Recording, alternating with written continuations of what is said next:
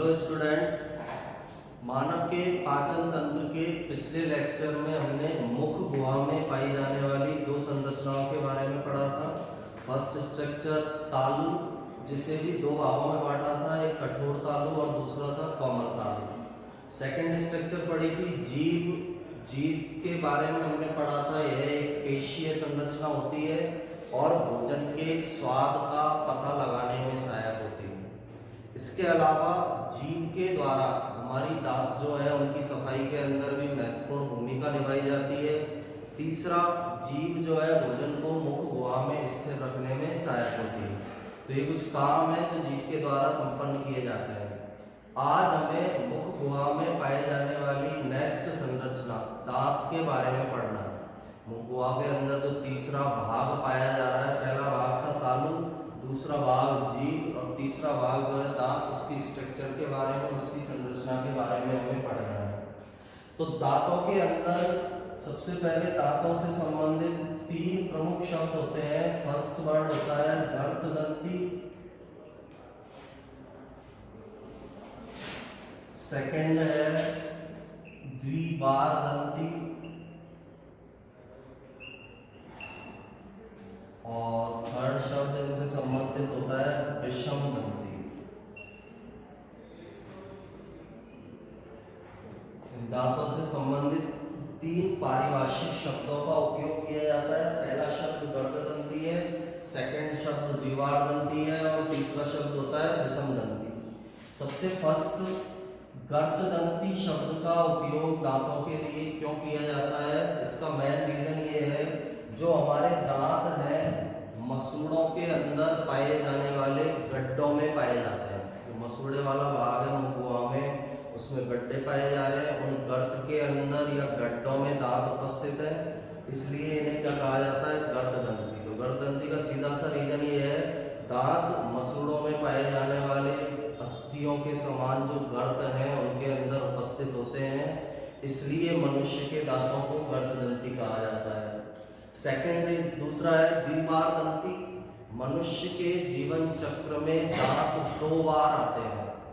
एक पहली बार उत्पन्न होने वाले दांत अस्थायी दांत होते हैं या जिन्हें दूध के दांत कहा जाता है। बच्चे के अंदर जो दांत उत्पन्न होंगे उन्हें हम अस्थायी दांत या दूध के दांत कहते हैं। और दूसरी बार उत्पन्न होने वाले दांत जो वयस्क मनुष्य में उत्पन्न होते हैं उन्हें स्थायी दांत के नाम से जाना जाता है। दो बार जीवन चक्र में दांत उत्पन्न हो रहे हैं, इसलिए इन्हें द्विबारदंती कहा जाता है। तीसरा शब्द है विषमदंती। हमारे मुख में पाए जाने वाले दांत अलग अलग आकार के हैं, सभी का आकार समान नहीं है और इनका कार्य भी अलग अलग है।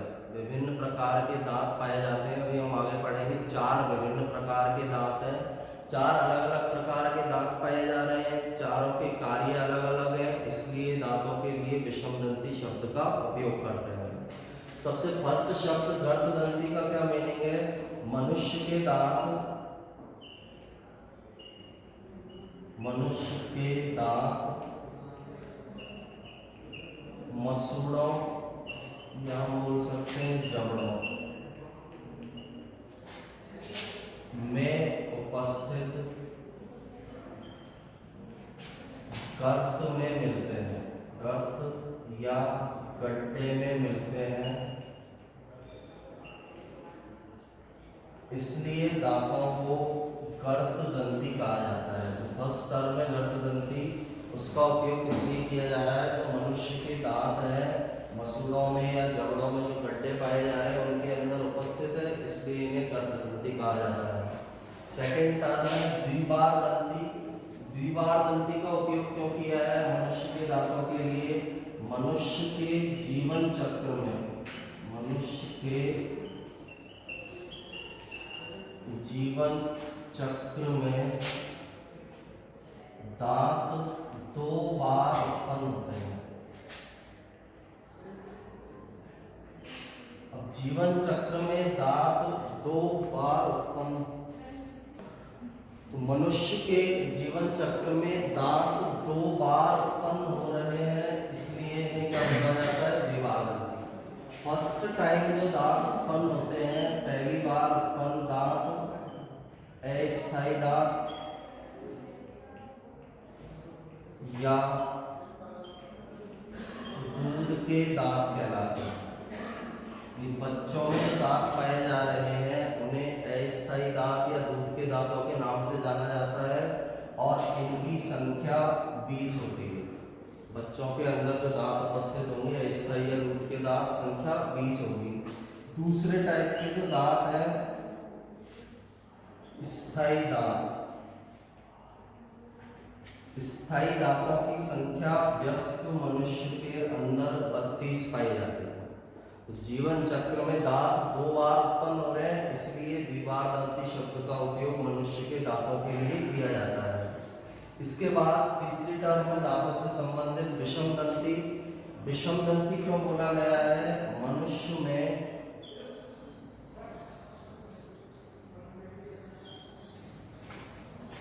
4 अलग प्रकार के दांत उपस्थित होते हैं। 4 अलग टाइप के अलग अलग प्रकार के दांत पाए जा रहे हैं, अलग अलग प्रकार के हैं, इसलिए दांतों के लिए विषमदंती शब्द का उपयोग किया जाता है। विषम का मतलब होता है असमान। असमान प्रकार के दांत पाए जा रहे हैं, इसलिए इनके लिए हमने विषमदंती शब्द का उपयोग किया है। अब 4 अलग अलग प्रकार के दांत कौन कौन से होंगे? सबसे फर्स्ट दांत होते हैं कृंतक,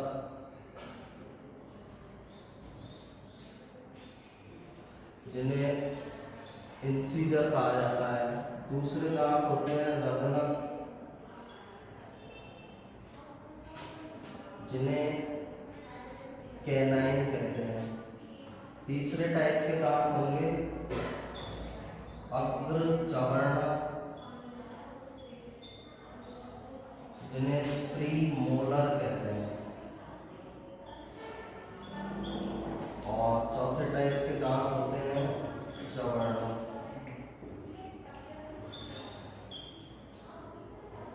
जिन्हें मोलर के नाम से जाना जाता है। तो कृंतक, रदनक, अग्रचवर्णक, चवर्णक 4 प्रकार के अलग अलग प्रकार के दांत पाए जा रहे हैं, इसलिए दांतों की इस व्यवस्था को विषमदंती या हेटेरोडोंट के नाम से जाना जाता है। अब इनके अंदर हमें पहला कृंतक का काम सिंपल सा याद रखना है, भोजन को काटना। जैसे कैंची है, कैंची से हम कपड़े को, कागज को काटते हैं, उसी तरह से कृंतक जो दांत है भोजन को काटने के काम में आता है। रदनक दांत भोजन को चीरना फाड़ना, इनका काम होता है भोजन को चीरना फाड़ना। और ये जो दांत है रदनक मांसाहारी जीवों में अधिक विकसित पाए जाते हैं। जैसे कुत्ते के दांत यदि हम देखेंगे, नीचे वाले जबड़े में, ऊपर वाले जबड़े में 2 दांत उसके नुकीले होते हैं, वो रदनक है। हमारे अंदर भी 2 नीचे 2 ऊपर कुछ ज़्यादा नुकीले दांत उपस्थित हैं, उनको बोला जाता है रदनक। बिल्ली के अंदर भी होंगे, शेर के अंदर भी पाए जाते हैं। तो मांसाहारी जो जीव है उनके अंदर ये रदनक दांत ज़्यादा विकसित होते हैं, क्योंकि इन जंतुओं को मांस को खाने के लिए।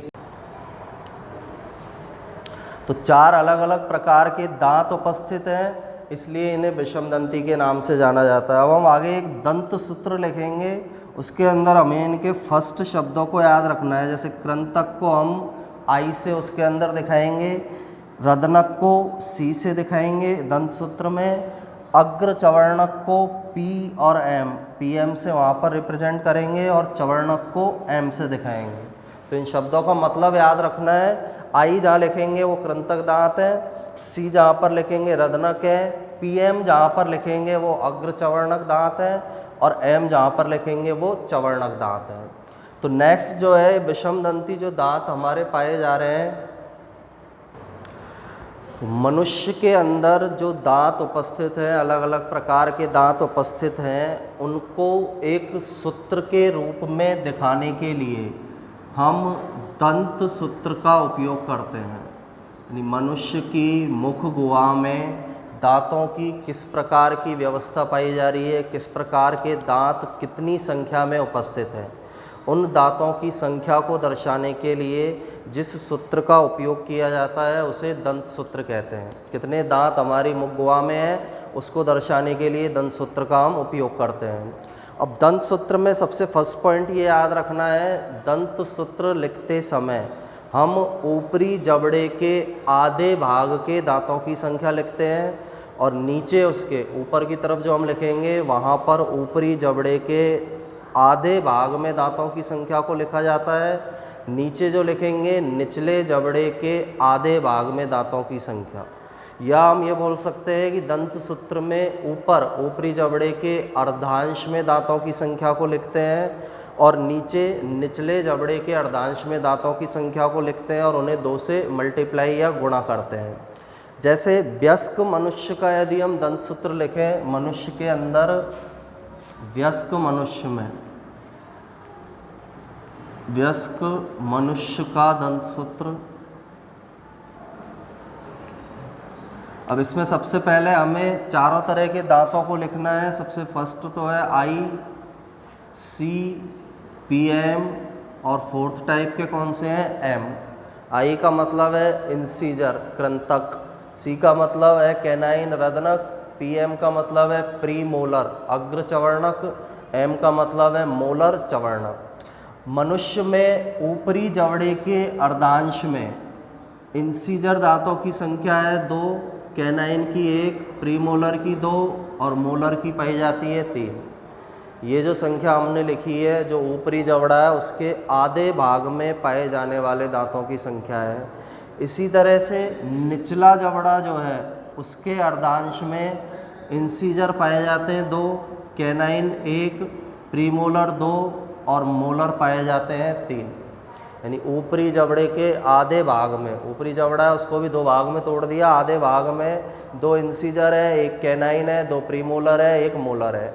इसी तरह निचले जबड़े के आधे भाग में भी 2 इंसीजर, 1 कैनाइन, 2 प्रीमोलर और 3 मोलर दांत पाए जा रहे हैं। इनको फिर किससे मल्टीप्लाई किया जाता है, 2 से। 2 से गुणा क्यों किया है, क्योंकि हमने आधे भाग के दांतों की संख्या ली है। उसको पूरा करने के लिए जो अर्धांश लिया है उस दांतों की संख्या को पूरा करने के लिए हम इसे 2 से मल्टीप्लाई या गुणा कर देते हैं। 2 से जब मल्टीप्लाई किया तो इंसीजर की संख्या ऊपरी जबड़े में 4, 2 कैनाइन की संख्या हो जाएगी, प्रीमोलर की संख्या 4 और मोलर की संख्या हो जाती है 6। इसी तरह निचले जबड़े में 4, 2, 4, 6। तो ऊपरी जबड़े के अंदर दांतों की संख्या हो गई इंसीजर की 4, कैनाइन की 2, प्रीमोलर की 4 और मोलर की 6। निचले जबड़े में भी 4, 2, 4, 6 ये टीथ या दांत पाए जा रहे हैं। इनको आपस में टोटल करोगे 16/16, यानी 16 दांत ऊपरी जबड़े में पाए जा रहे हैं, 16 दांत निचले जबड़े में पाए जा रहे हैं। और इस तरह से टोटल 32 दांत वयस्क मनुष्य के अंदर पाए जाते हैं। तो वयस्क मनुष्य का दंत सूत्र सामान्य रूप से यदि हमें लिखना हो, हम सिंपल वे में इसे लिख सकते हैं 2123/2123 मल्टीप्लाई बाय 2। ये वयस्क मनुष्य का दंत सूत्र कहलाता है। इसमें नंबर याद रखना है हमें, आई सबसे फर्स्ट इंसीजर है, सेकंड नंबर पर कैनाइन है, थर्ड नंबर पर प्रीमोलर है और फोर्थ नंबर पर मोलर टीथ पाए जा रहे हैं। इसी तरह से यदि बच्चे का दंत सूत्र हम लिखें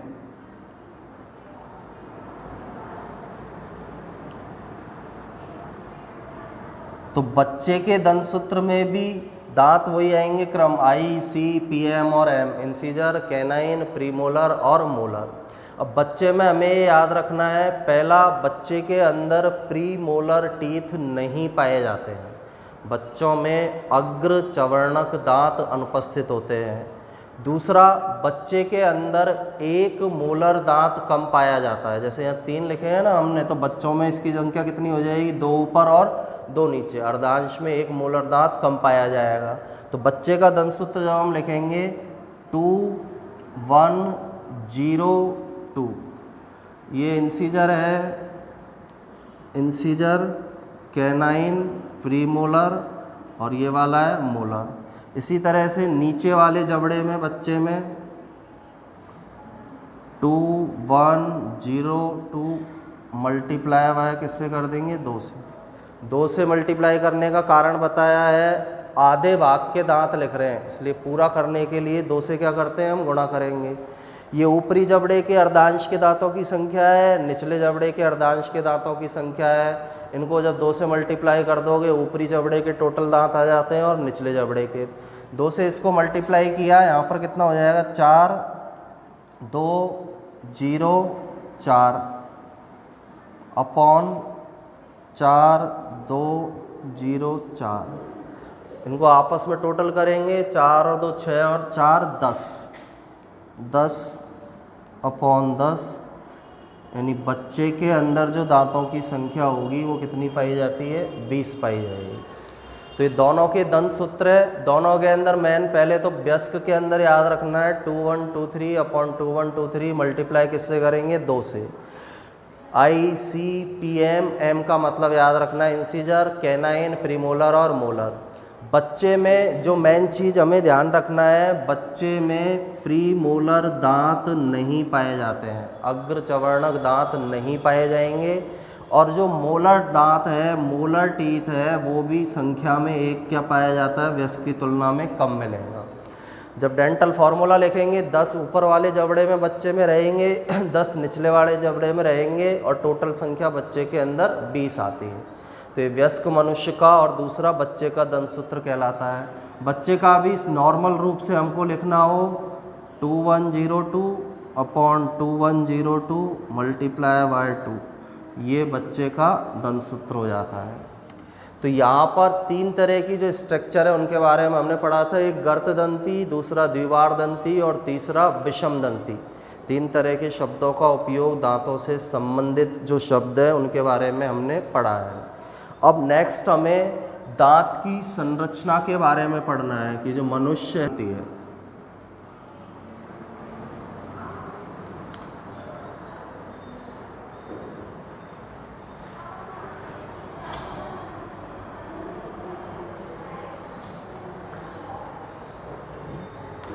मनुष्य के दांत की संरचना को हम एक चित्र के द्वारा समझेंगे कि मनुष्य के अंदर जो टीथ है या दांत है उसकी स्ट्रक्चर या संरचना किस प्रकार की पाई जाती है।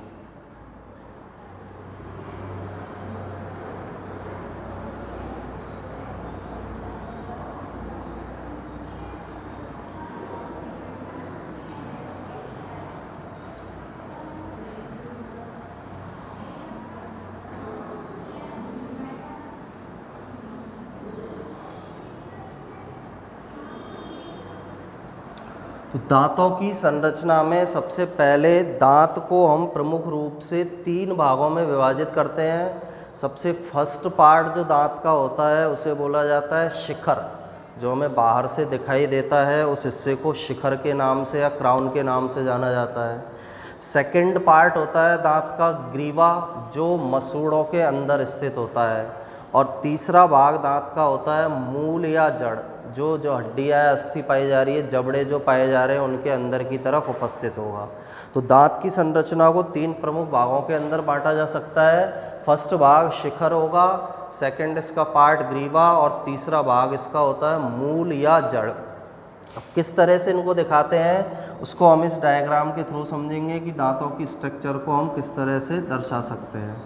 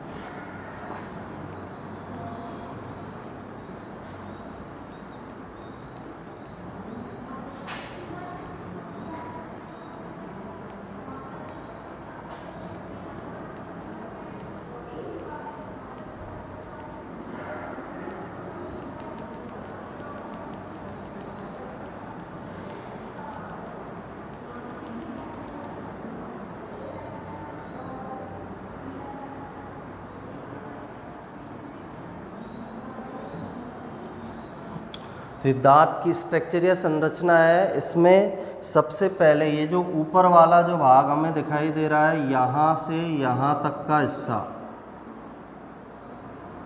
इस हिस्से को बोला जाता है शिखर भाग, जिसे हम बाहर से देख सकते हैं। दांत का जो भाग हमें बाहर से दिखाई देता है, आंखों से जो दिखाई दे रहा है, वो ये वाला हिस्सा होगा, जिसे शिखर भाग के नाम से जाना जाता है। सेकंड पार्ट है, ये जो हिस्सा है यहाँ से यहाँ तक का जो हिस्सा है, इस हिस्से को ग्रीवा कहा जाता है। ये जो हिस्सा दिखाई दे रहा है, इसे ग्रीवा के नाम से जाना जाता है।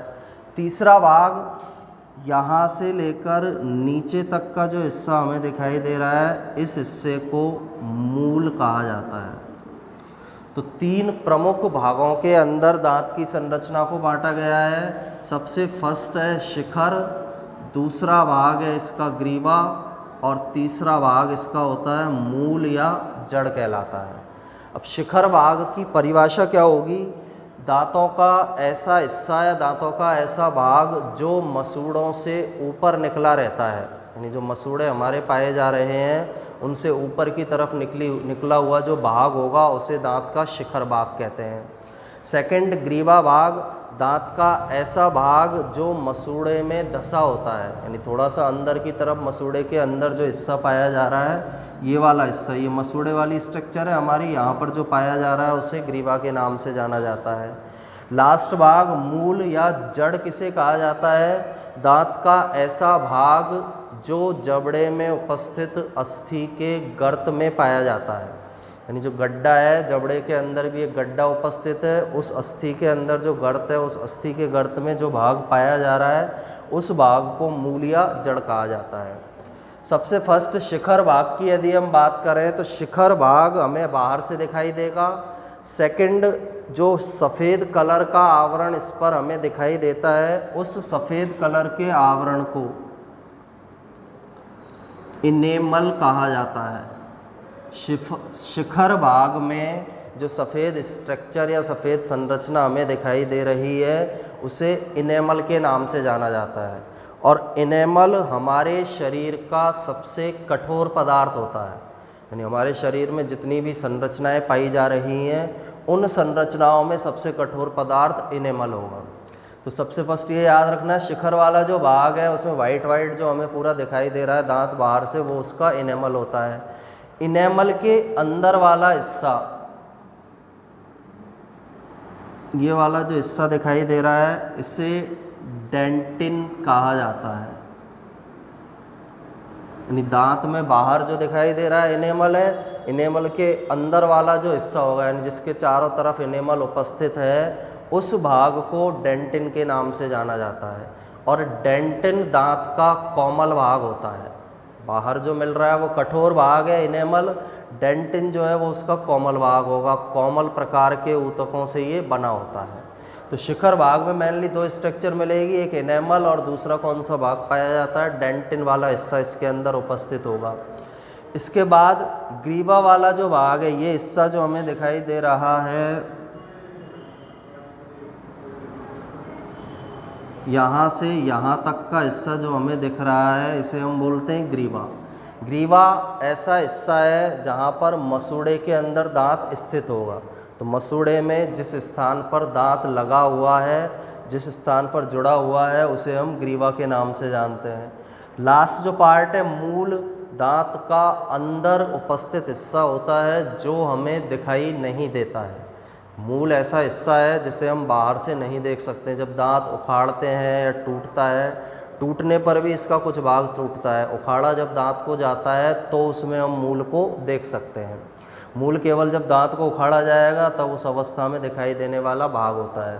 तो इनेमल पार्ट, उसके बाद डेंटिन पार्ट था। डेंटिन पार्ट के अंदर एक खाली स्थान हमें दिखाई देता है। ये जो खाली सा स्थान पाया जा रहा है, एक खाली स्थान यहाँ पर है, एक खाली स्थान यहाँ पर है। ये जो खाली स्थान है, इसे पल्प कैविटी, पल्प गुहा या मज्जा गुहा कहा जाता है। यानी डेंटिन वाले भाग में, डेंटिन वाले भाग के अंदर की ओर दांत में एक खाली स्थान होता है। उस खाली स्थान को पल्प गुहा या मज्जा गुहा के नाम से जाना जाता है। इसी पल्प गुहा या मज्जा गुहा में एक तरल उपस्थित होगा, उस तरल को हम पल्प तरल के नाम से जानते हैं।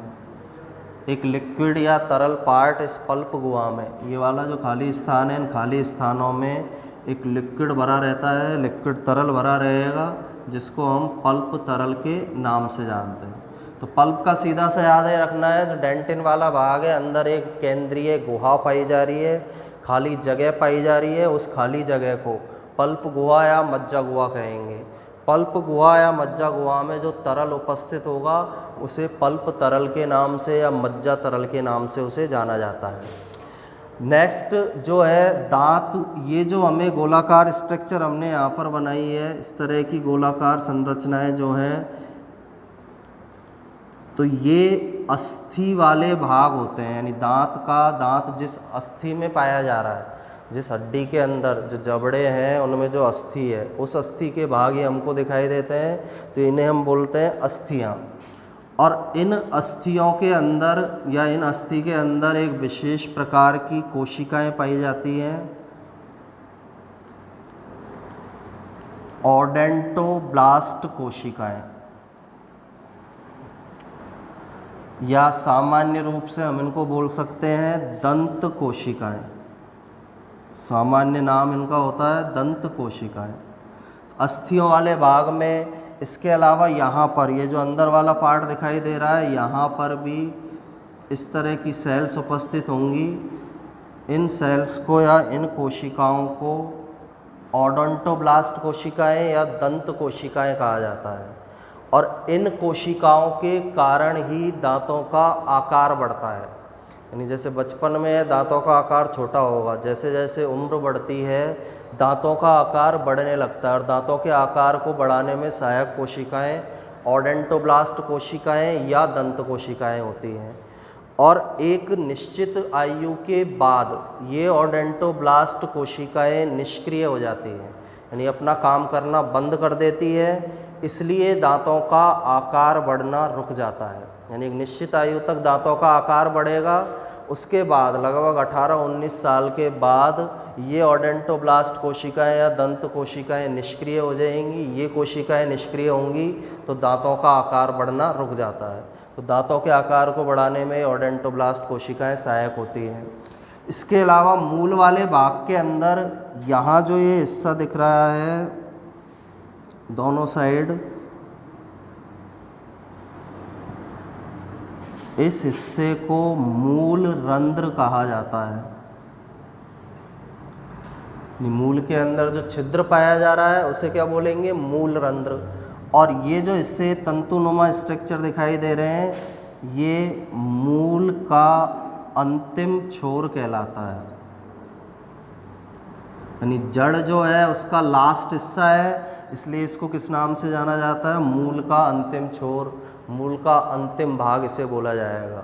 और जो मूल रंध्र संरचना है, इस मूल रंध्र से ही दांतों के अंदर तंत्रिका कोशिकाएं प्रवेश करती हैं। यानी दांत जो हैं उनके अंदर तंत्रिका कोशिकाएं इस मूल रंध्र वाले हिस्से से इस दांत में अंदर की ओर एंटर करती है, अंदर की ओर प्रवेश करेगी, इस तरह से पाई जाती है। दोनों साइड तंत्रिका कोशिकाएं, रुधिर नलिकाएं इस मूल रंध्र वाले हिस्से से अंदर प्रवेश करती है।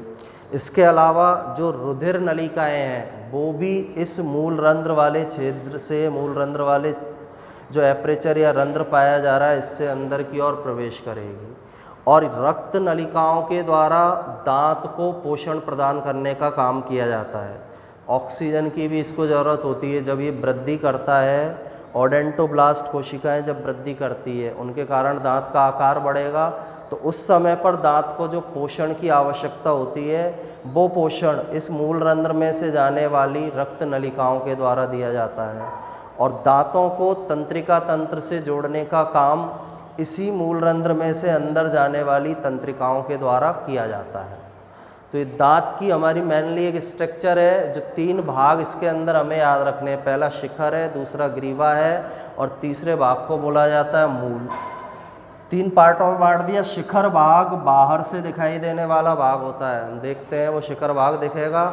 मसूड़े के अंदर जो भाग पाया जा रहा है, ग्रीवा है थोड़ा सा अंदर धसा हुआ, और बिल्कुल अंदर जो अस्थि, जबड़े में जो अस्थि है उस गड्ढे में जो पाया जा रहा है वो मूल है। इनेमल ध्यान रखना है, जो सफ़ेद कलर के टीथ हमें दिखाई दे रहे हैं, ऊपर जो सफ़ेद कलर दिखाई दे रहा है वो इनेमल है। इनेमल के अंदर यानी चारों तरफ इनेमल है, उसके अंदर की तरफ डेंटिन पाया जा रहा है। डेंटिन एक कोमल टिश्यू या कोमल ऊतक होता है, इनेमल कठोर ऊतक होता है। डेंटिन के अंदर जो खाली स्थान पाया जा रहा है पल्प गुहा या मज्जा गुहा उसे कहा जाएगा। पल्प गुहा में जो तरल पाया जा रहा है पल्प तरल कहा जाता है। नेक्स्ट, जो जिस अस्थि के अंदर ये उपस्थित है, जो जबड़े हैं उनमें बॉन या हड्डी पाई जाती है, उस अस्थि के अंदर विशेष प्रकार की कोशिकाएं हैं, ऑडेंटोब्लास्ट कोशिकाएं या दंत कोशिकाएं, जिनसे एक दांतों का आकार बढ़ता है। एक निश्चित आयु तक ये सक्रिय रहती है और दांतों के आकार को बढ़ाने में सहायक होती है। मूल में लास्ट हिस्सा जो है मूल का, वहाँ एक छिद्र मिलेगा, उस छिद्र को मूल रंध्र कहेंगे। लास्ट जो पार्ट है मूल का उसे मूल का अंतिम छोर कहते हैं। इस मूल रंध्र के द्वारा ही दांतों में तंत्रिकाएं प्रवेश करती हैं और रक्त नलिकाएं प्रवेश करती हैं।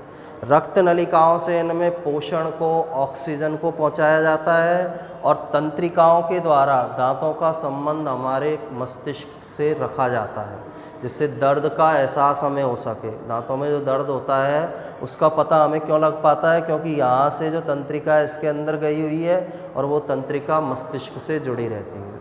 तो यहाँ पर हमने जो मुख गुहा वाला हिस्सा है उसे कंप्लीट किया है।